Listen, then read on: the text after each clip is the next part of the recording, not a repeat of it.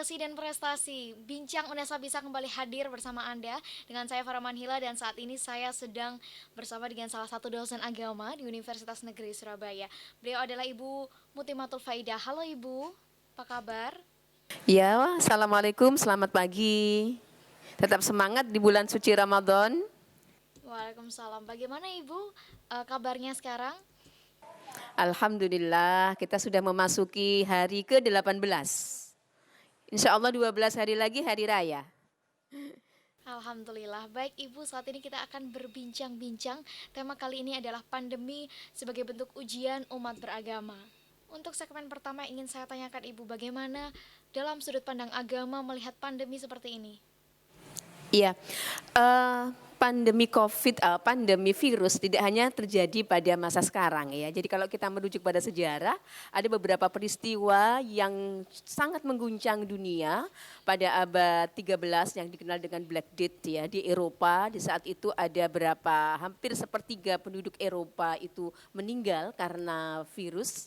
Yang kemudian diusut itu adalah sejenis virus pes. Kemudian ketika di Indonesia saya masih dengar cerita dari Mbah Buyut saya ketika dulu bersama Mbah Buyut, beliau bercerita dulu itu ada namanya pagebluk begitu ya. Jadi pagebluk itu satu virus yang menyerang seseorang sore sakit pagi meninggal. Pagi sakit sore meninggal tanpa diketahui itu penyakit apa, karena memang masa itu adalah masa penjajahan, masa transisi menuju kemerdekaan, masa perjuangan, dan pada saat itu juga kecanggihan medis belum diketahui sedemikian rupa. Nah, dari situ kita bisa ketahui bahwa sesungguhnya virus itu atau pandemi wabah itu tidak hanya terjadi pada masa sekarang. Pada masa-masa yang lalu juga terjadi. Bagaimana kita sebagai orang beragama menempatkan wabah ini, maka kita harus memahami yang pertama, sesungguhnya alam ini diciptakan oleh Allah tidak hanya untuk dihuni oleh manusia. Nah, selama ini manusia selalu merasakan bahwa dunia ini adalah milik manusia, untuk manusia, dieksploitasi untuk kepentingan manusia. Padahal Allah ciptakan makhluk itu enggak hanya manusia, ada makhluk hidup yang lain, ada hewan, ada tumbuhan, ada juga manusia, ada juga makhluk-makhluk yang gaib. Nah, virus termasuk bagian dari makhluk Allah yang menunjukkan akan kebesaran Sang Maha Kuasa. Lantas kemudian apakah pandemi seperti ini akan meningkatkan spiritualitas kita Ibu, atau justru sebaliknya?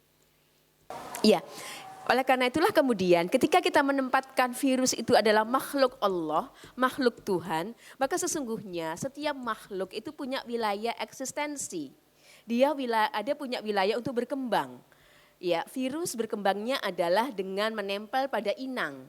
Kemudian inang itu bisa kemudian ketika berinteraksi dengan manusia bisa menular kepada manusia.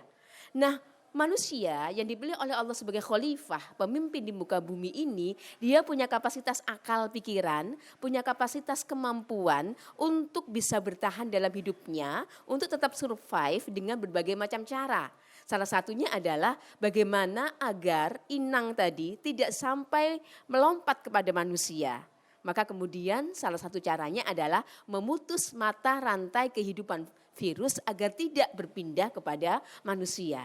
Sehingga kemudian kita melihat bahwa ini sama-sama makhluk hidup.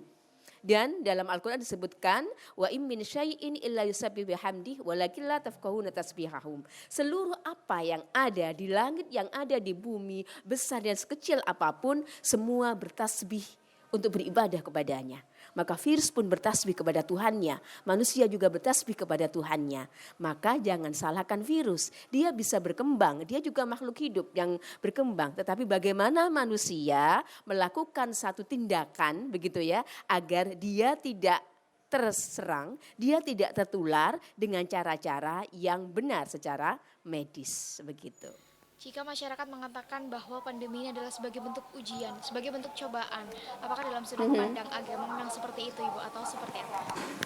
Iya, dalam Al-Quran disebutkan ma asaba min musibatin, ya, tidak ada satu musibah yang terjadi, itu adalah sudah merupakan ketentuan. Ya, wa idza asabathum musibah qalu inna lillahi wa inna ilaihi rajiun. Ketika ada sebuah musibah, maka ucapkanlah sesungguhnya ini dari Allah dan kita milik Allah dan kita kembali kepada Allah. Maka kembali dalam uraian saya tadi bahwa virus itu adalah makhluk hidup yang dia punya rumus kehidupan, yang dia punya ekosistem kehidupan, yang Allah ciptakan ma khalaqta hadza batila. Allah tidak ciptakan ini secara sia-sia, tidak ada yang diciptakan di muka bumi ini secara sia-sia oleh Allah. Maka ketika habitat virus yang harusnya manusia bisa menangkalnya, tetapi kemudian akhirnya itu menimpa manusia, maka ini adalah sebuah ujian. Ini adalah sebuah musibah. Ketika ini terjadi sebuah musibah, maka seorang yang beriman akan mengatakan innalillah, kita milik Allah, semua ini milik Allah dan kita kembali kepada Allah. Artinya apa? Mengembalikan bagaimana tata cara kita untuk menghadapi musibah. Tentunya kita paham perkembangan dunia medis, perkembangan dunia kedokteran, bagaimana agar menghindarkan diri dari musibah tersebut. Kalau sudah terkena musibah, maka tentunya harus dihadapi, harus disikapi. Kepasrahan, ikhtiar dan tawakal itu adalah imunitas yang luar biasa bagi seorang yang beriman. Maka orang yang sakit ketika dia mengeluh dengan sakitnya, dia meratapi apa yang menimpanya, maka bukan malah menyembuhkan. Tetapi kalau dia kemudian menyikapi bahwa ini adalah ujian yang harus dia lewati dengan benar, yang harus dia kembalikan kepada Allah yang Maha Penguasa atas segala hal, maka ini menjadi daya imunitas bagi seorang muslim, bagi seorang yang beriman, akhirnya kemudian dia bisa melawan penyakit tersebut atau dia bisa menyikapi musibah itu tidak sebagai adab tetapi sebagai sebuah rahmah. Rahmat karena dia semakin dekat dengan Tuhannya, rahmat karena dia semakin memiliki kepasrahan yang luar biasa kepada Tuhannya, di samping dia juga berjuang untuk melakukan proses-proses duniawi, yaitu melakukan penyembuhan melawan sakit tersebut. Luar biasa Ibu, berarti memang kita harus pahami bahwa pandemi ini adalah juga merupakan makhluk Allah dan kita harus mengambil rahmat dari ini semua ya Bu. Iya, betul. Setelah ini kita akan membahas seputar bagaimana larangan agama yang dilaksanakan pada masa pandemi ini. Jangan kemana-mana, tetap di Bincang Unesa Bisa.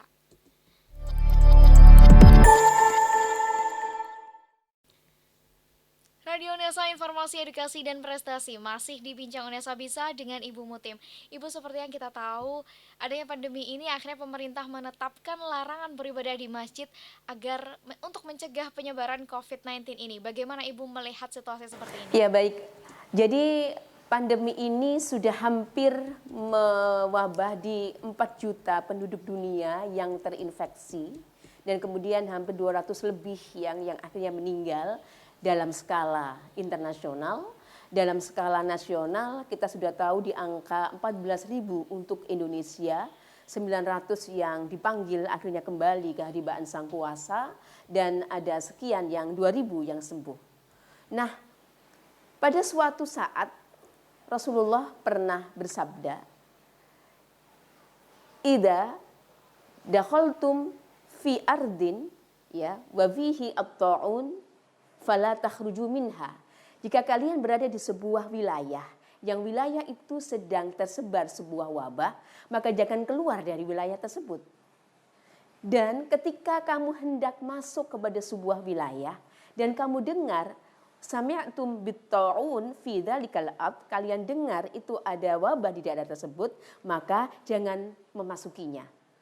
Rasul sudah melakukan satu prediksi akan ada satu wabah dan wabah itu mengharuskan kita untuk melakukan karantina. Sebelum dikenal dengan social distancing, physical distancing, PSBB begitu ya. Apa yang disampaikan oleh Rasulullah tadi adalah sebuah proses isolasi di mana yang sudah ada di sebuah wilayah zona merah jangan keluar dari zona merah. Yang masih di wilayah zona hijau jangan masuk di wilayah zona hijau. Maka kemudian dengan pertimbangan-pertimbangan bahwa sesungguhnya di dalam ajaran agama Islam itu ada beberapa kemaslahatan ketika syariat Islam itu diterapkan. Di antaranya adalah ada 5 kemaslahatan. Kemaslahatan yang pertama hifdzuddin, menjaga agama. Kemaslahatan yang kedua adalah hifdzun nafas, menjaga jiwa. Jangan sampai seseorang ceroboh akhirnya dia melukai orang lain. Maka kemudian jiwa, nyawa seorang manusia di hadapan Allah itu adalah sangat mulia. Karena itulah kemudian pemutusan mata rantai penyebaran COVID-19 itu adalah sebuah keharusan. Darul mafasid muqaddam ala jalbil masalih. Mendahulukan adanya sebuah kerusakan, menutup terjadinya kerusakan itu harus didahulukan daripada mendapatkan kemaslahatan. Sholat berjamaah itu nilainya adalah ibadah sunnah. Ya, kita melaksanakan sholat ibadah. Sunat taraweh itu adalah ibadah sunnah muakkadah di bulan suci Ramadan. Namun kemudian dengan berkumpulnya orang sekian banyak berada di dalam satu majelis yang kemudian mereka belum teredukasi dengan baik, mereka belum mendapatkan sosialisasi pemahaman yang utuh tentang penyebaran COVID, akhirnya kemudian sangat memungkinkan orang yang sebenarnya dia itu adalah positif, tapi dengan semangat keagamaannya dia datang ke masjid karena dia katakan bahwa saya tidak takut sama virus tapi takut sama Allah. Iya. Ini adalah sebuah pola pikir yang fatalistik, ya. Pola pikir yang menantang Tuhan. Karena Rasulullah saja mengatakan jangan masuk pada wilayah yang zona merah, malah ini menceburkan dirinya untuk melakukan sebuah kerusakan. Dalam Quran disebutkan wala tulqu biaidikum ila tahlukah. Jangan kau hancurkan dirimu dalam kebinasaan. Oleh karena itulah kemudian ketika ada aturan, tata aturan sholat kemudian lebih utama di rumah, bukan di masjid. Kemudian ibadah tarawih, ibadah tadarus berjamaah dan sebagainya itu kemudian saat ini dilokalisir dilaksanakan di rumah. Maka sesungguhnya bukan berarti kita takut virus dan kita lebih takut sama virus daripada kepada Allah, tidak. Tetapi sesungguhnya itu adalah ikhtiar agar kita tidak merusakkan kehidupan orang lain. Untuk memberikan jaminan kehidupan kepada orang lain. Agar orang yang sakit dia tetap ada dirawat di rumah sakit. Agar orang yang kemudian PDP, ODP dia tidak memberikan kemungkinan penularan kepada orang yang lain. Dan itu adalah bagian dari ikhtiar-ikhtiar yang dianjurkan oleh agama. Oleh karena itu keputusan fatwa MUI ya.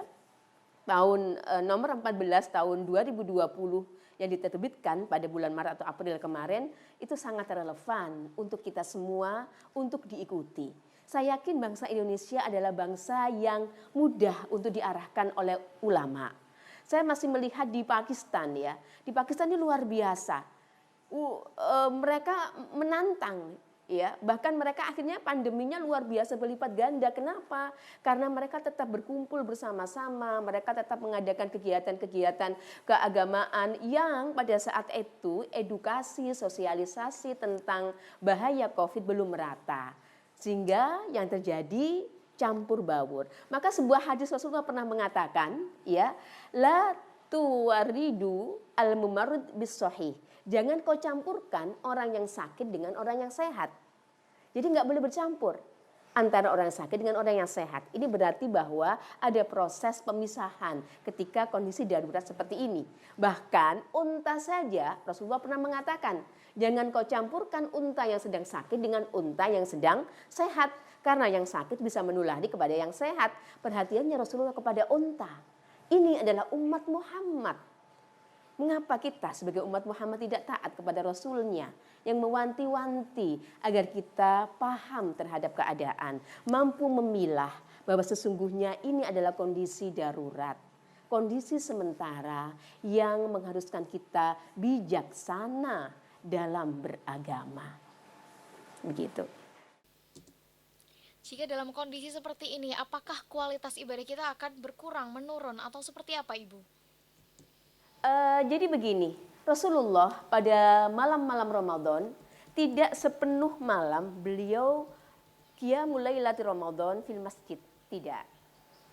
Pada suatu saat pada malam-malam terakhir, malam-malam ganjil itu diriwayatkan hanya tanggal 23, tanggal 25 dan tanggal 27 yang Rasulullah itu bersama para sahabat menghidupkan malam-malam di masjid.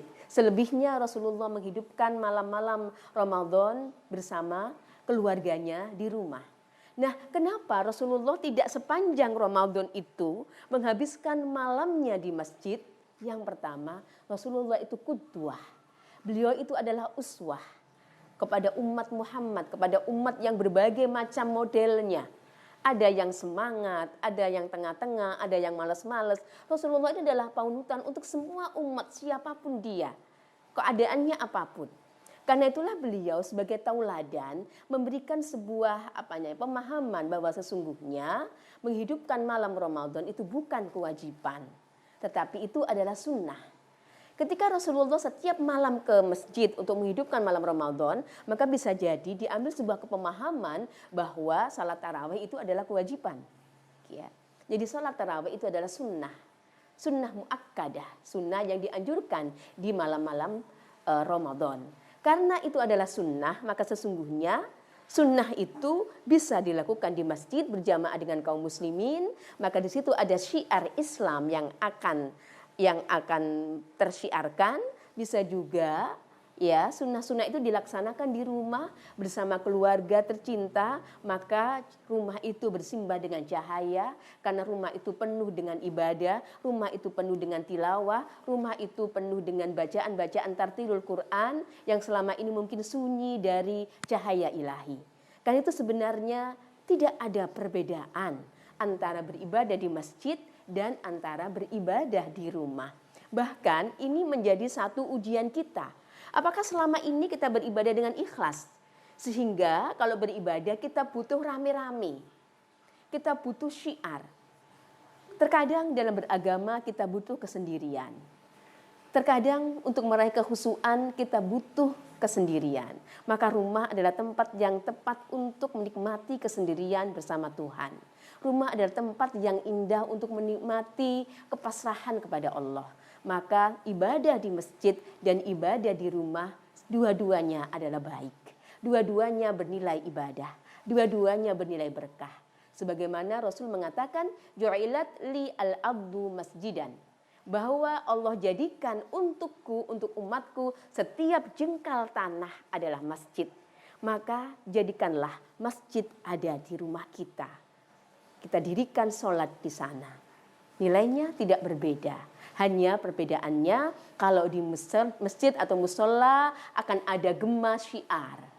Gemar syiar ini berdimensi dakwah, berdimensi sosial, berdimensi ajakan kepada yang lain yang malas sembahyang untuk bisa bareng-bareng sembahyang. Begitu ya. Ada dimensi dakwah di sini. Itu kalau di masjid. Tetapi kalau di rumah memang dimensi dakwahnya hanya lingkup dakwah kepada keluarga. Tetapi nilai spiritual di hadapan Allah adalah sama. Karena Allah melihat kita bukan di mana kita sholat, tetapi melihat bagaimana kekhusyuan dan hati kita ketika bermunajat kepadanya. Berarti ada hal luar biasa yang perlu kita teladani dari Rasulullah SAW, bahwa beliau memilih untuk tidak terus berada di masjid karena tidak ingin dianggap ke masjid adalah suatu kewajiban, begitu ya Ibu? Ya, karena memang umat Muhammad itu kan macam-macam, ya kan? Ada yang kondisinya sakit, tidak bisa melaksanakan ibadah di masjid, kan begitu. Maka ini Nabi untuk semua kalangan. Muhammad Nabi kita yang agung ini bukan hanya Nabi untuk mereka yang sehat, mereka yang tanpa ada masalah, mereka yang tidak. Nabi Muhammad itu kan Nabi untuk semuanya. Nabi untuk orang yang sibuk, Nabi untuk orang yang sakit, Nabi untuk orang yang kerjanya itu rollingnya 3 kali karena ada jam-jaman. Kalau pekerja pabrik dia harus masuk semalam hari, seandainya itu diwajibkan dia dosa. Nabi Muhammad itu maha tahu kapasitas umatnya. Karena itulah beliau selalu berada di ausatuha. Khairul umuri ausatuha. Sebaik-baiknya perbuatan itu adalah tengahnya, seimbang, ya, tawazun, moderat, begitu. Karena itu sebenarnya Rasulullah tidak sampai kemudian mengharuskan tarawih itu setiap hari di masjid. Bisa kita lakukan juga di rumah. Jadi nggak sampailah kemudian kalau umat Islam itu paham, nggak sampai kemudian mencolot gitu ya. Saya sempat lihat di televisi itu dan melompat gitu ya, melompat pagar masjid. Seakan-akan Allah itu kita kotak pada masjid. Seakan-akan Tuhan itu hanya hadir di masjid.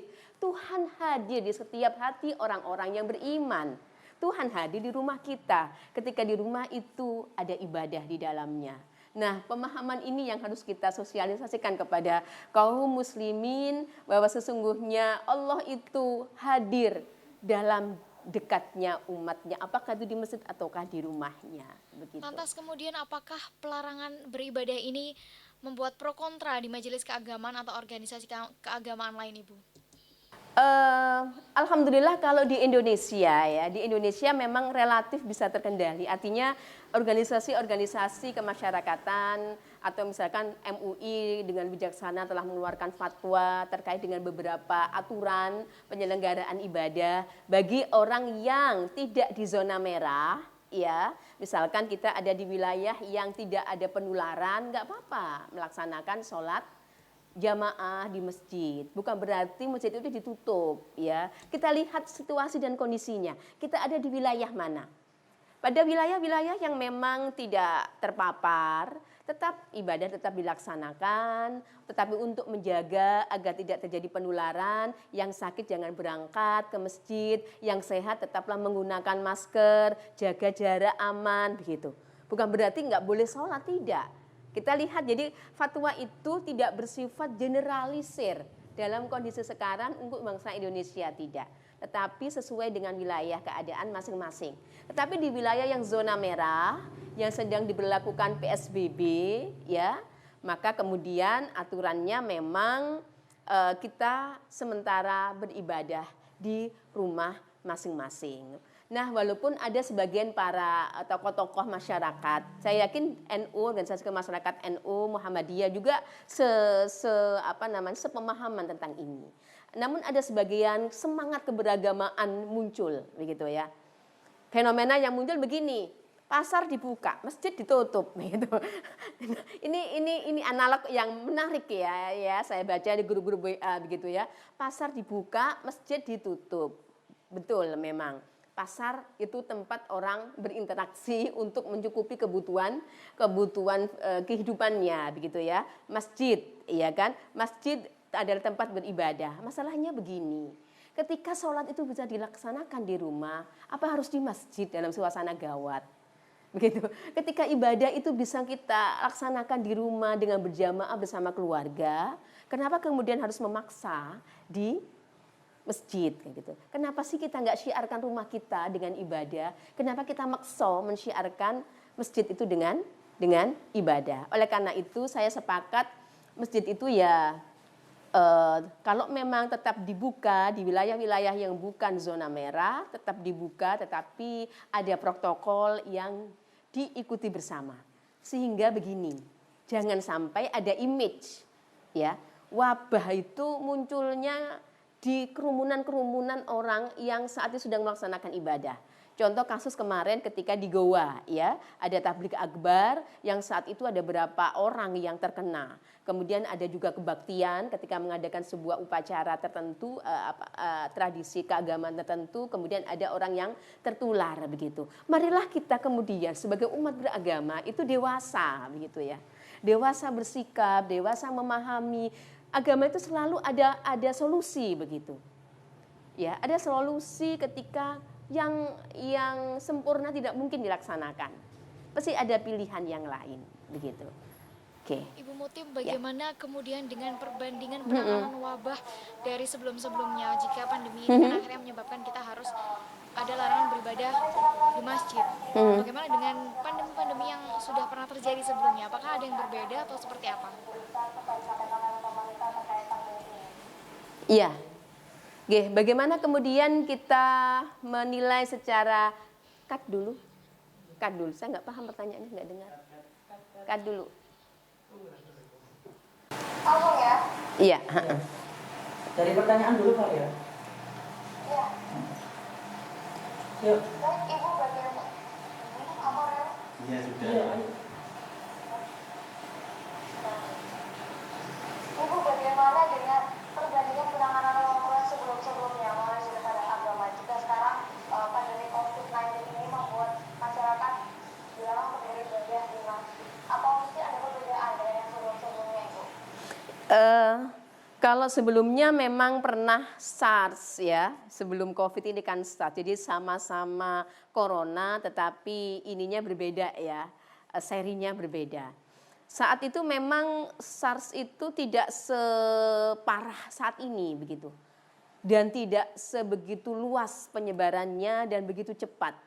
Memang ini jenisnya berbeda dan itu kemudian daya tahan tubuh seseorang juga ketika dia terinfeksi virus ini itu juga mudah drop, agak beda memang karena jenis virusnya berbeda, kemudian serangannya juga berbeda, kekuatannya juga berbeda, percepatan penyebarannya juga berbeda karena sekarang sudah hampir di 265 lebih negara, maka tentunya pola penanganannya juga berbeda. Selama saya dilahirkan di dunia ini, baru kali ini saya mendengar Masjidil Haram ditutup. Ini luar biasa loh ya. Sepanjang hidup saya, seusia kepala 4 ini, tidak pernah sepanjang hidup saya ada kemudian umroh tidak ditutup sementara, ya, ditunda sementara. Kemudian sholat hanya dilakukan oleh kalangan takmir masjid pengelola ya. Khadimus Syarafain saja, yaitu Mekah dan Madinah saja, tidak melibatkan umat yang banyak, dan sampai sekarang pun haji belum ada kepastian. Artinya kita harus memiliki kesadaran, ini bukan sembarang wabah, ini wabah yang luar biasa. Dari sisi penyebarannya yang begitu cepat. Kenapa penyebarannya begitu cepat? Saat ini dunia terkoneksi 24 jam. Bagaimana kemudian virus juga bisa menyebar 24 jam? Satu negara ke negara yang lain, jejaring itu begitu luas, transportasi begitu mudah. Tidak seperti dulu, ketika Black Death di Eropa, yang tertimpa hanya Eropa, benua yang lainnya tidak. Karena saat itu transportasi tidak secanggih saat ini. Kalau sekarang, melalui pelayaran, melalui kapal, melalui pesawat, ya, walaupun kemudian sementara ada beberapa yang ditutup, tetapi ini sudah terkadang menyebar di seluruh dunia. Maka kemudian ini bukan endemi tetapi pandemi. Nah, karena kita menghadapi virus yang spesial, gitu ya, maka penanganannya juga harus spesial. Nah, spesialnya tadi kita betul-betul ya mengikuti tata aturan Rasulullah tadi. Apa tata aturan Rasulullah? Wa idza sami'tum bi ardin ya bit-ta'un fala tadkhuluha. Jika kau mendengar di sebuah wilayah itu ada penyakit wabah yang menyebar luas, jangan kau masuk wilayah itu. Ojo mudik, begitu. Ya, yang rumahnya, yang ibunya Surabaya, tapi dia kemudian merantau di Kalimantan, jangan mudik ke Surabaya. Surabaya zona merah, kan begitu. Oke. Maka kemudian yang kedua, wa idza anta waqa'a fi. Dan jika engkau sedang berada di wilayah tersebut, fala takhruju minha, jangan keluar dari wilayah itu. Ini adalah isolasi. Ini adalah karantina yang kemudian diterjemahkan oleh pemerintah sekarang dengan PSBB, ya. Pembatasan sosial berskala besar. Ada aturan-aturan, tetap ada yang boleh bekerja sektor-sektor tertentu. Kalau lockdown semuanya, akan ada bencana yang kedua, apa itu? Kelaparan.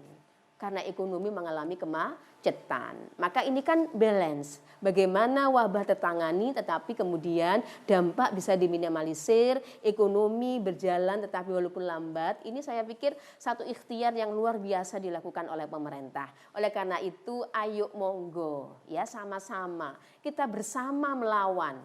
Kalau satu saja yang gelewer, maka ada peluang virus itu akan tetap menyebar. Ayo sama-sama kita tata aturan, tata ikuti pemerintah. Kalau di sini ada Majelis Ulama Indonesia yang telah memberikan fatwa, memberikan arahan, ayo kita ikuti.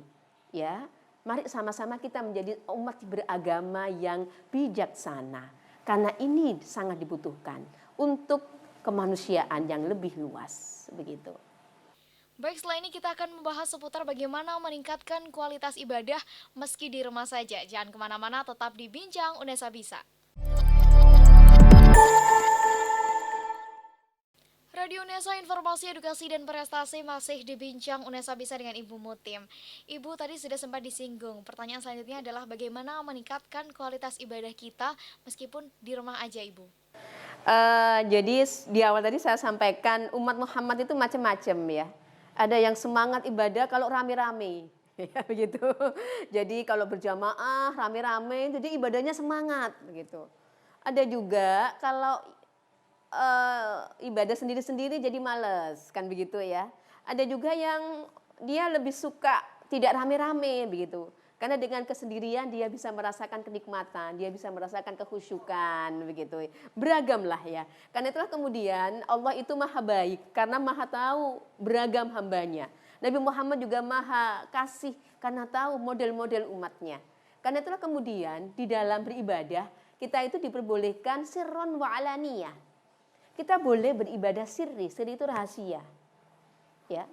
Kita juga boleh beribadah terang-terangan, rame-rame, boleh. Ayo kok sholat jamaah yo nang masjid yo, mele seberapa rakaat.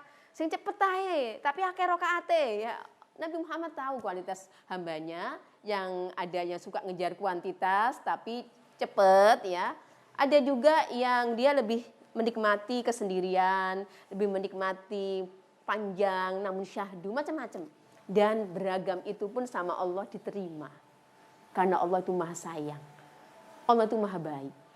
Ya, sembahyang cepat ya diterima, sembahyang lama juga diterima, sembahyang beramai-ramai berjamaah juga diterima, sholat sendiri juga diterima. Allah itu maha baik. Karena itu maka di momen yang kemudian rumah dan keluarga itu sebagai sentral kita meraih keberkahan Ramadan, maka sesungguhnya kualitas kita itu diukur. Apakah ketika kita disterilkan untuk ibadah di rumah, kita menjadi males-malesan. Kita menjadi ogah-ogahan. Kalau memang itu demikian, kita jadi males ogah-ogahan, berarti memang kita tipe hamba yang seneng rame-rame, gitu ya. Yang seneng beramai-ramai di dalam melaksanakan ibadah. Oleh karena itu, Allah itu maha tahu hambanya. Karena itulah pada momen ini ya, jadikan ini sebagai spirit kita. Dimanapun kita berada, kalau yang kita inginkan adalah cinta Allah, kalau yang kita utamakan adalah ridho keridhaan Allah, maka sesungguhnya tidak ada pengaruh. Apakah sholat beramai-ramai ataukah sholat dalam kesendirian.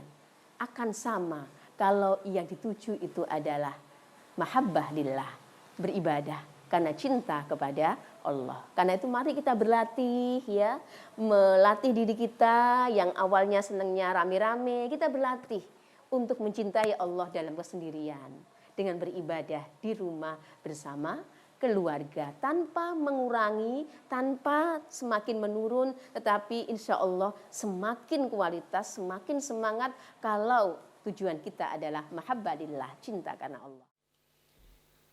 Baik, terima kasih Ibu. Pertanyaan selanjutnya ialah mengenai pandemi ini yang dikaitkan dengan sains, ilmiah, dan rasionalitas. Tapi ketika sains tidak lagi menjadi jawaban, kemudian pandemi ini dikaitkan dengan sisi agama. Bagaimana Ibu melihat pandangan seperti ini?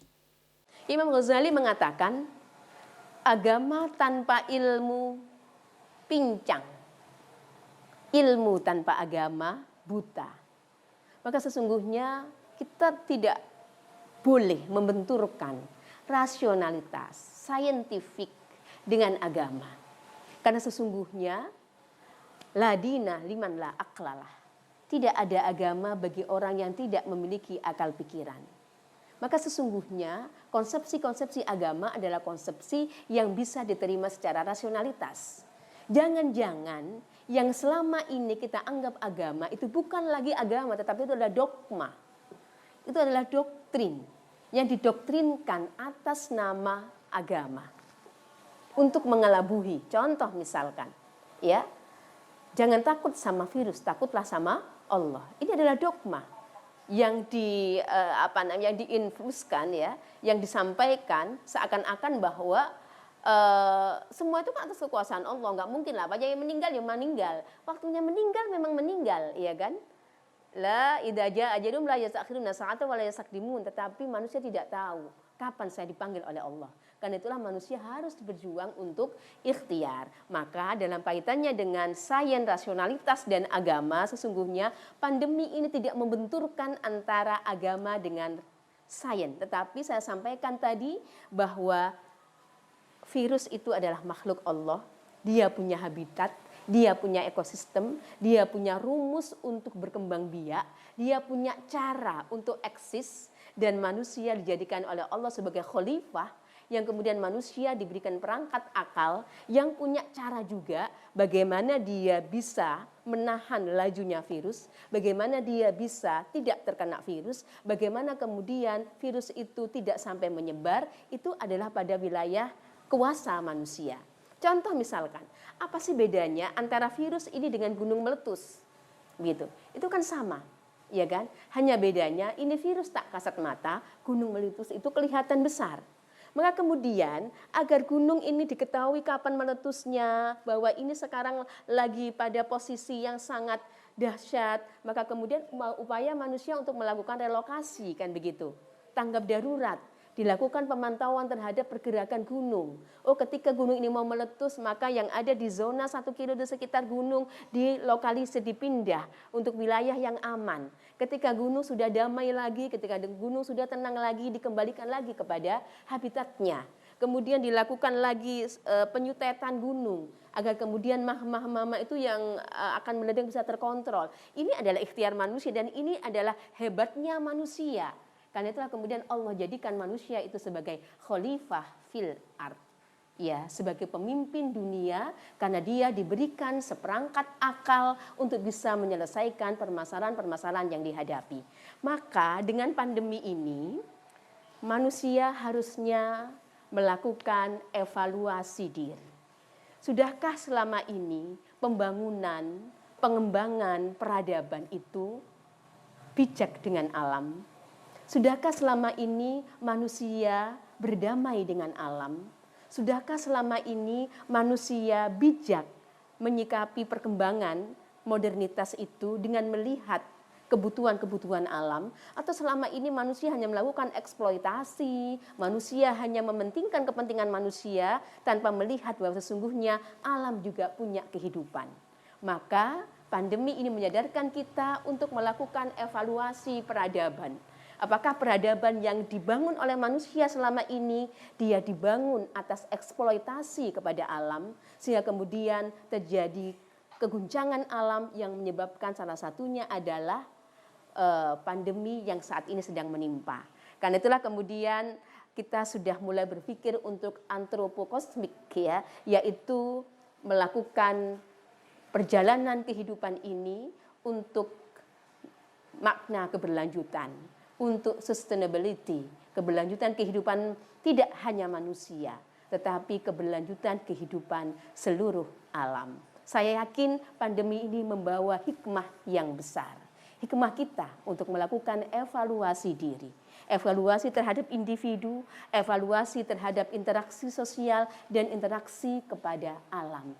Dan tentunya apakah selama ini manusia pongah dan kemudian meminggirkan kehadiran Tuhan sehingga sama sekali dia tidak menghadirkan Tuhan dalam setiap gerakan-gerakan perubahan peradaban? Saya yakin ada hikmah di balik musibah. Dan saya juga yakin manusia punya dua kekuatan. Kekuatan yang pertama adalah kekuatan untuk beradaptasi menyelesaikan setiap masalah sesulit apapun. Karena Allah kasih manusia akal. Yang dengan akal itu dia bisa menyelesaikan problem-problemnya.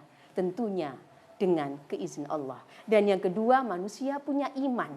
Yang dengan iman itu sesulit apapun permasalahan menjadi ringan ketika dia memiliki dimensi kepasrahan, dimensi tawakal. Maka ajaran agama Islam selalu mengajarkan kita agar hidup ini bainal khaufi war roja.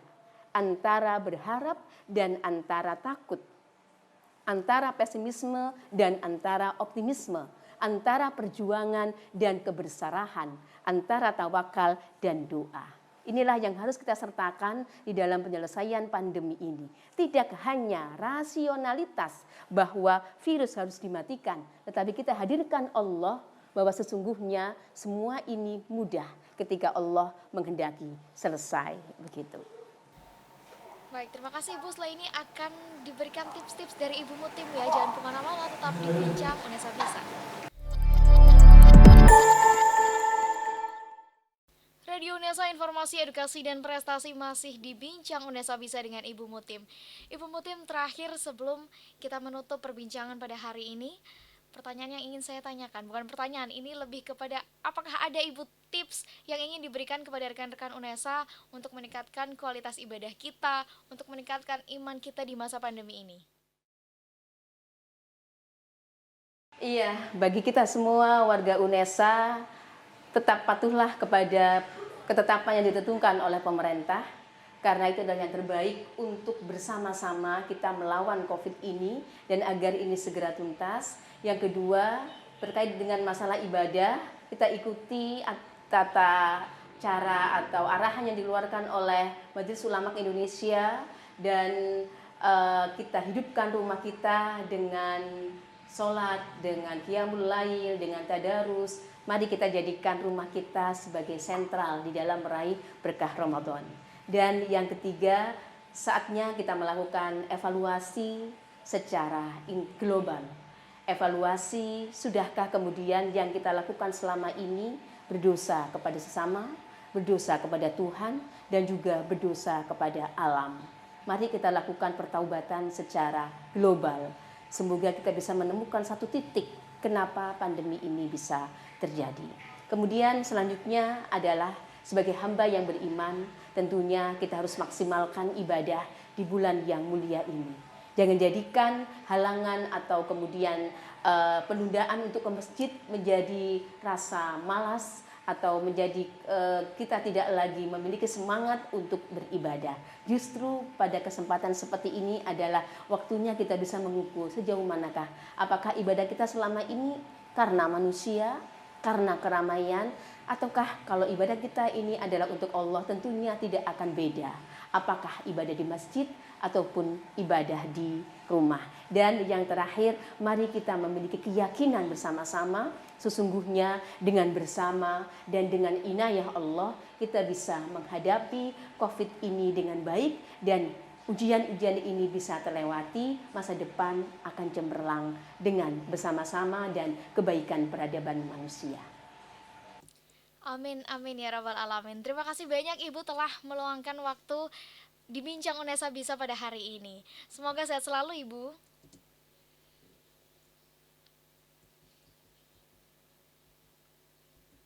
Waalaikumsalam warahmatullahi wabarakatuh. Itu tadi akhir dari perbincangan saya dengan Ibu Mutim di Bincang Unesa Bisa. Sampai jumpa di Bincang Unesa Bisa selanjutnya.